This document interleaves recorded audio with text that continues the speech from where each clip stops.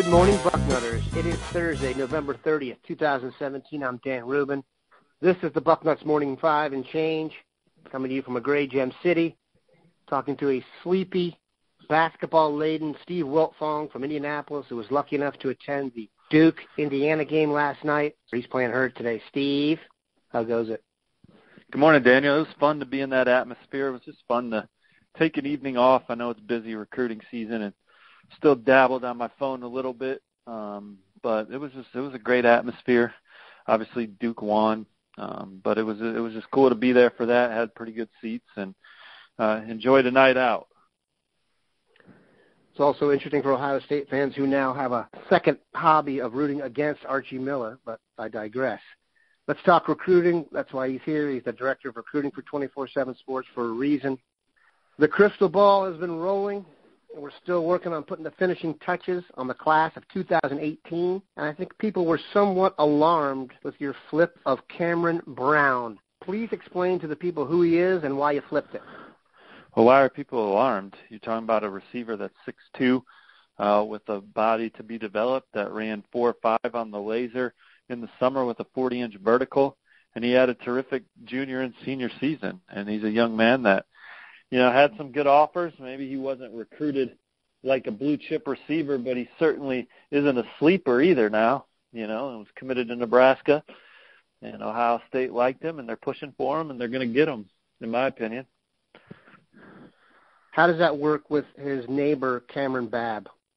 Well, I just think that Babb's coming to Ohio State too, but those two young men are doing their own thing. I'm sure that wrinkle doesn't hurt the Buckeyes, but they had to recruit Cameron, and they had to recruit Cameron with a K and Cameron with a C, on their own terms.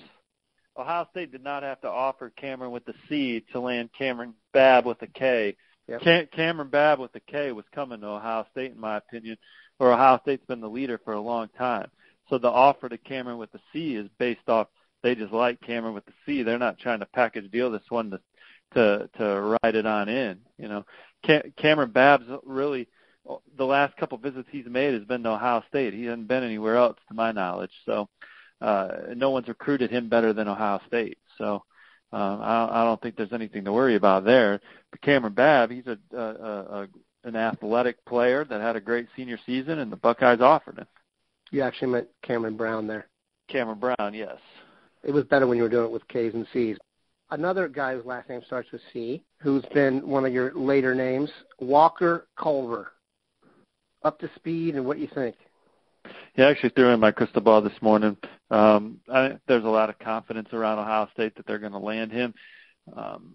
He's a high upside offensive lineman. That was one of the jewels of a Colorado recruiting class. He was under-recruited as well, but he's a guy that, as you see programs out there looking for offensive linemen late, he's a hot name, and he's got a terrific body. Ohio State really wants him, and Virginia Tech had him on campus. They really wanted him. I like where the Buckeyes stand there, but right now, Ohio State, they are full tilt recruiting nearly 365 days a year. The last 13 days or so, they have not been full tilt recruiting as they've focused on beating Michigan, and now they're focused on beating Wisconsin. And that doesn't mean that they're completely ignoring recruiting. When Ohio State's are not full tilt, they're probably still recruiting as hard as any school in the country. But I just, they got bigger fish to fry right now, and they're focused on beating the Badgers. There are definitely other matters at hand. There's no question. You had a crystal ball put in recently for a prospect Ohio State was chasing. The crystal ball was put in for the University of Washington. Tommy Togiai, defensive tackle. And I'm not ruling Ohio State out there, but I just know he's going to decide soon. And my gut for a while has been saying Washington, and I needed to switch over to that pick. There is a chance I could be wrong, but I think that Tommy feels more comfortable at Washington. I think he'd fit better in with the locker room. It's a little closer to home. With Ohio State, there's certainly people around him that want him, that are high on the Buckeyes. And Tommy's high on the Buckeyes, too. I just think that the edge is with Washington right now. One guy that I asked you about because I'm the one asking the questions, and I have control over that I'm interested in maybe more than Ohio State. I don't know. But he's a North Carolina kid, originally committed to North Carolina, now committed to NC State, or supposedly going to commit to NC State. But their coach is going to replace the ghost of Greg Schiano in Tennessee. Payton Wilson, I think one of the best players in the class, just a dominant linebacker, which is when I see NC State next to a dominant player, it feels to me like a spatula time. What's your vibe on Payton Wilson? Is there any chance you think the Buckeyes could get involved with them seriously? Well, they're involved with them. The question is, does Payton Wilson decide soon he's enrolling early, or does he take that visit December 15th to or December 8th or December 15th to go see the Buckeyes? And he's also mentioned Clemson there. I do think Ohio State's ahead of Clemson. I know he loved his first visit, but Notre Dame's definitely ahead of those two right now as they're trying to battle NC State. So if NC State were to lose their head coach, that probably opens the door the most for Notre Dame, and then Ohio State and Clemson after that, as it stands right now. I don't know. I mean, I think that he's worth it, originally.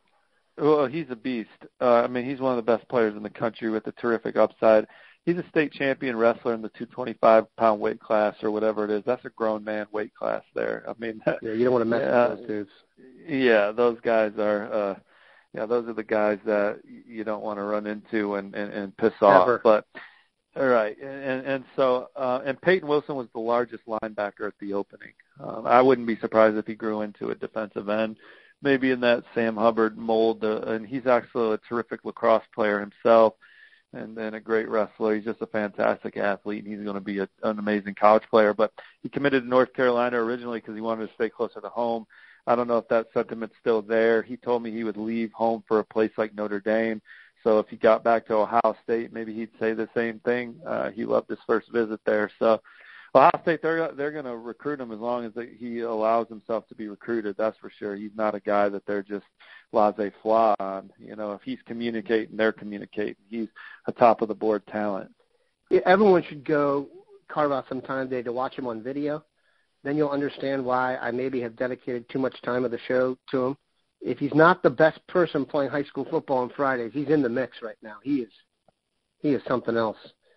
Now, I want to get your thoughts on the Big Ten championship game, obviously, before we close up. But one name that I always like to keep people prepared here, and they should already know pretty well, but one guy that I think they're going to get to hear a ton about in the next year or so is Zach Harrison, class of 2019, out of the Columbus area. From what you've seen, he's going to be the highest-ranked guy in Ohio. Are you on track with how good everyone thinks he is? I think he could be the number one player in the country. I think we got him ranked like 2 or 3 right now, 3. But he is a tremendously long, athletic body that's very raw, but he plays hard. He's going to enroll early too, by the way. I don't know if people know that. He's a guy that will at least be off the board sooner rather than later. He's already taken a bunch of visits too. So, he's been to Notre Dame a bunch, been to Penn State a couple times, been to Michigan, obviously been to Ohio State. So unless he sees himself going farther from home, he's seen his top schools, or unless he sees himself potentially going farther from home and wants to go see some of those other schools, he's been to all the Midwest Powers several times already. Yeah, and Bill Kurok lives nearby, so if we need to, Bill will start parking outside his house on a regular basis. All right, let's get to the meat of the story here. Ohio State, Wisconsin. Give us your vibe on the game and then what it will take for Ohio State to play in the college football playoff. I think Ohio State's more athletic than Wisconsin on the perimeter, and I think that Ohio State should win the football game, but Wisconsin has proven that they've been able to run the football this year, and they've played great defense. Now, they haven't played against an offense, in my opinion, that's really got a chance that has the home run factor, that can score on one play. They haven't played against too many teams that can do that. In Ohio State, they have guys capable of scoring from anywhere on the field. This one, I think Ohio State will win the game, but this has a different feel than when Ohio State went into the Big Ten championship game and won by like 70.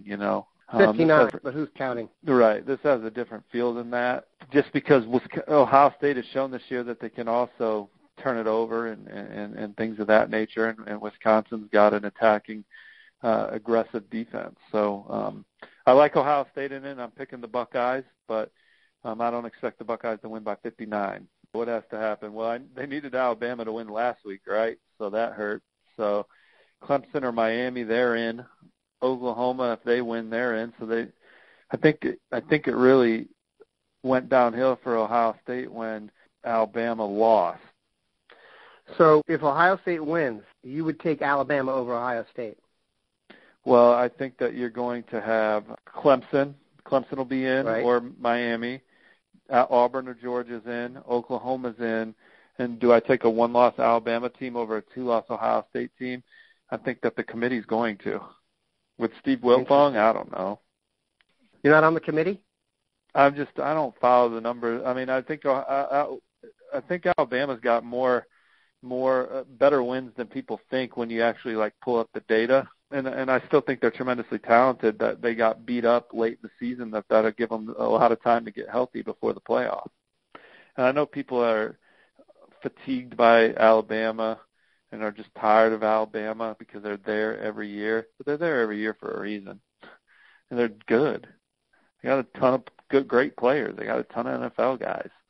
I know they got their ass kicked in the Iron Bowl, but it'll be a different team in a month with a month off to heal those bumps and bruises. I've often been quoted as saying it's a Meyer-Saban world, and I still believe that. And who else believes that? Vegas. If you look at Vegas right now, Alabama will be favored against every other team in the country on a neutral field by at least 3 points, except for one. Ohio State, it would be 1 point. If you're Ohio State, it sucks that Alabama lost at Auburn. You needed them to win that game to really control your own destiny. And now you're, you don't control your own destiny right now. And yeah, you're in an argument with the two most talented teams in the country. You're just trying to sway it in your way. But, Alabama, they got a lot of dudes on their team, and they passed the eyeball test. No question. I don't have any problem with them even saying it, and if I had to pick, it would be a tough pick. But I want the committee to come out and say, because I don't agree with what you said about the wins. Ohio State has 3 wins better than anything Alabama's done this year. That's just a fact. That's not even argued. That's just by the numbers. They just got to come out and say, we think Alabama's a better team. If they say that, that's fine. But there's no data to base it on. We shall see. We appreciate Steve stopping by and sort of picking the Buckeyes. Have a good one, Bucknutter. No, I didn't sort of pick the Buckeyes. I just didn't pick them by 59. Appreciate you guys. See you.